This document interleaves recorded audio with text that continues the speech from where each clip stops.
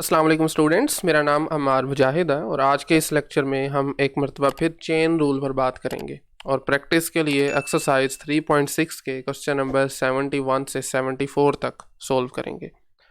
तो lecture start करने से पहले अगर अभी तक आपने इस चैनल को सब्सक्राइब नहीं किया तो इसको सब्सक्राइब करके बेल के आइकन पर लाजमी क्लिक कर लें ताकि वीडियोज़ आपके पास खुद पहुँचती रहें। और इसके साथ साथ अगर आपको ये वीडियोस पसंद आ रही हैं, कुछ समझ आ रहा है तो इनको लाइक भी किया करें। इससे वीडियो की रीच बढ़ती है और ज़्यादा से ज़्यादा लोग इससे फ़ायदा उठा सकते हैं।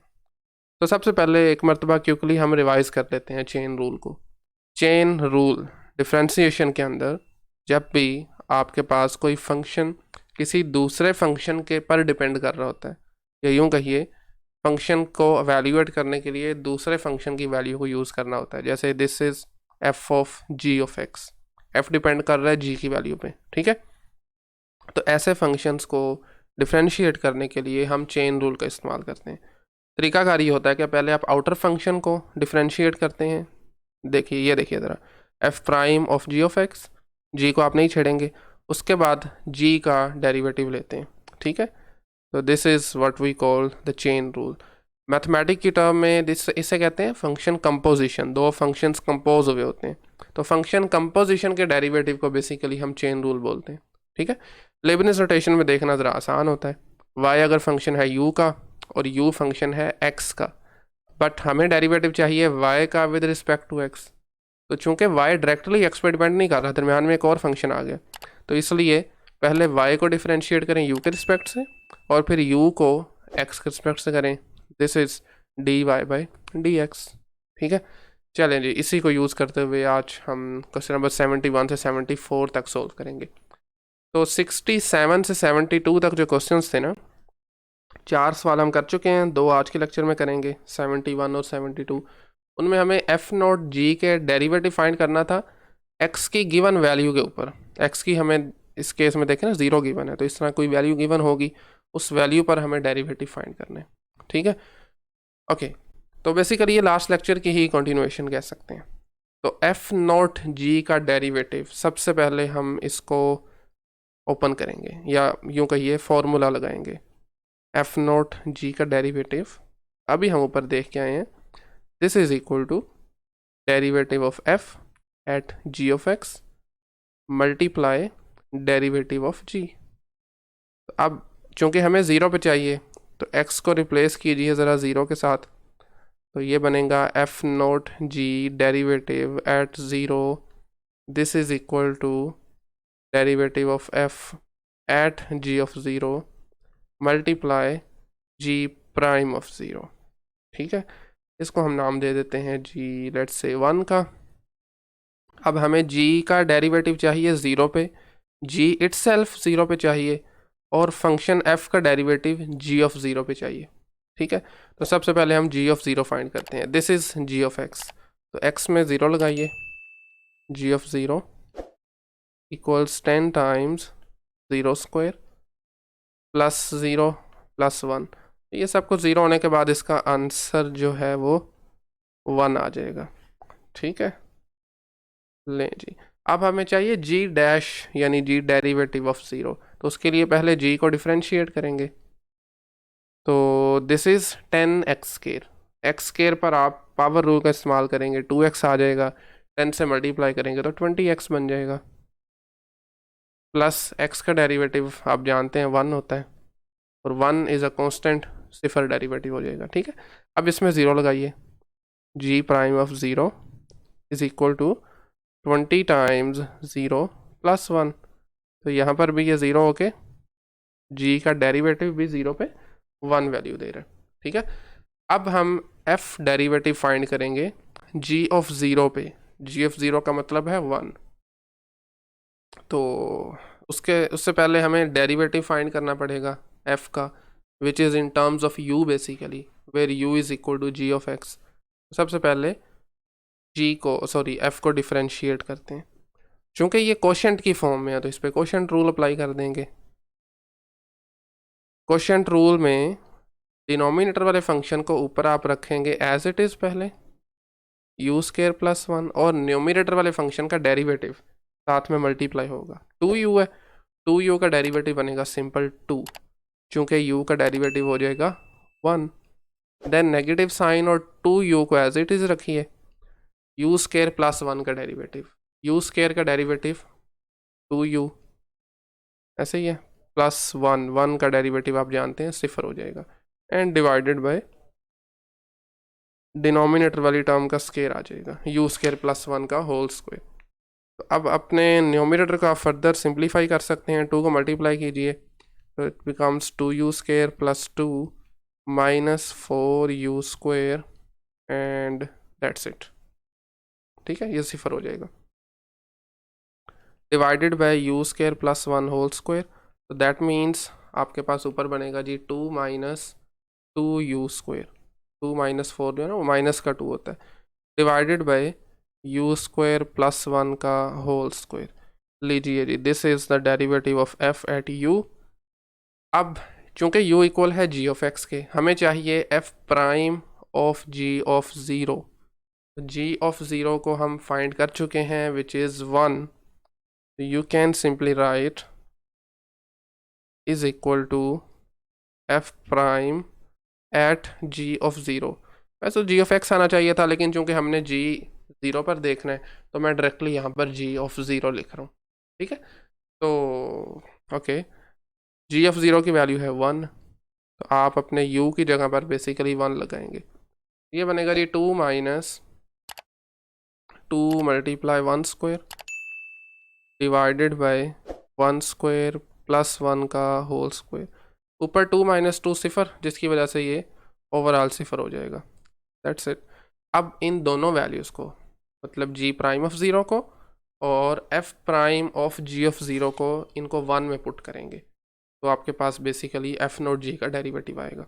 You can right 1 implies f note g derivative at 0। ये देखें, f प्राइम की वैल्यू है 0, मल्टीप्लाई g प्राइम की वैल्यू थी 1, मल्टीप्लाई करने से आपका आंसर 0 आ जाएगा, that's it. Okay, question number 72 भी सिमिलर है, देख लेते हैं जी इसको भी। Function g of x is equal to है 1 over x square minus 1 and this is f of u, x is equal to minus 1 पर आपको डिफ्रेंशिएट करना है।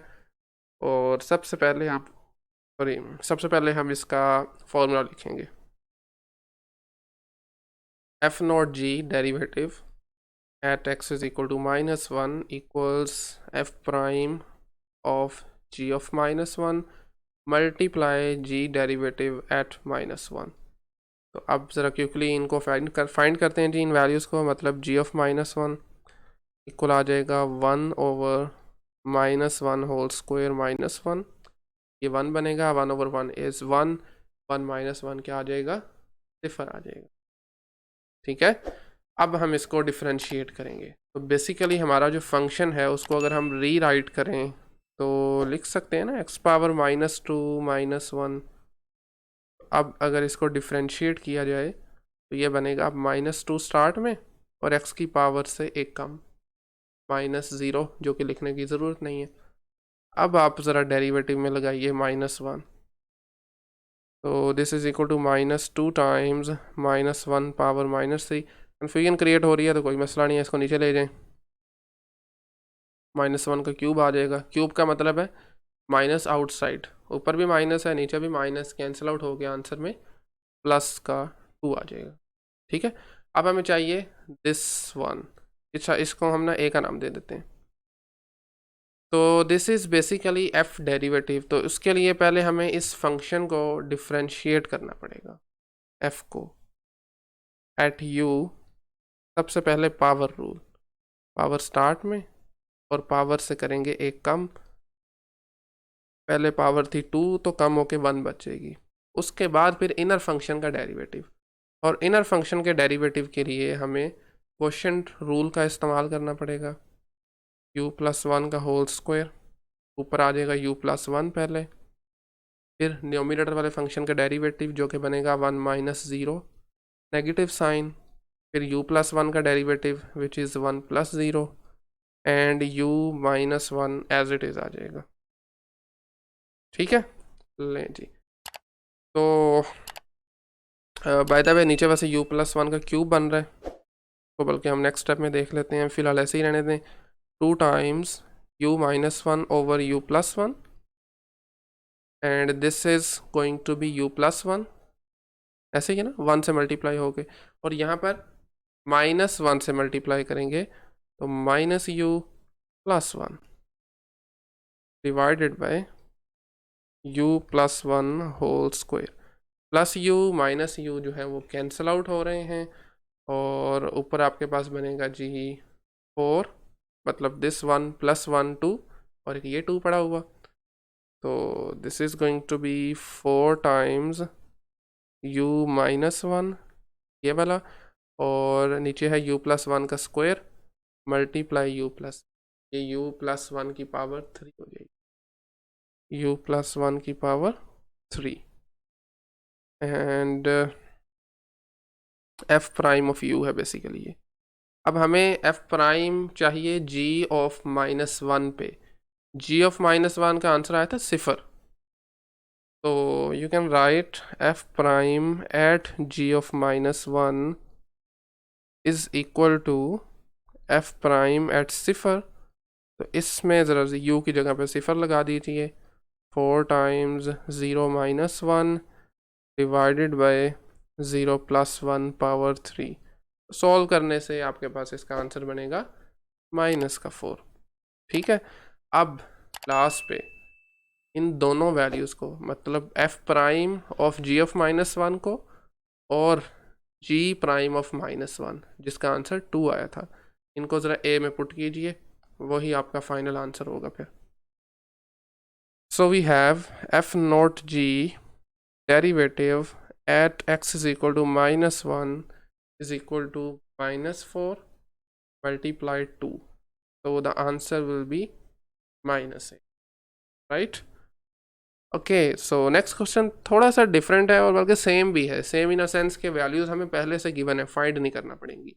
f की वैल्यू 3 पर, g की वैल्यू 2 पर, g फंक्शन की वैल्यू 2 पे, this is derivative by the way, y is equal to f of g of x, वही चीज़ है, ठीक है, यानी डेरिवेटिव गिवन है, हमें y प्राइम फाइंड करना है x इज इक्वल टू 2 पर, ये फंक्शन है, इसका ज़रा डेरिवेटिव लीजिए, तो y प्राइम आपके पास आएगा f prime at g of x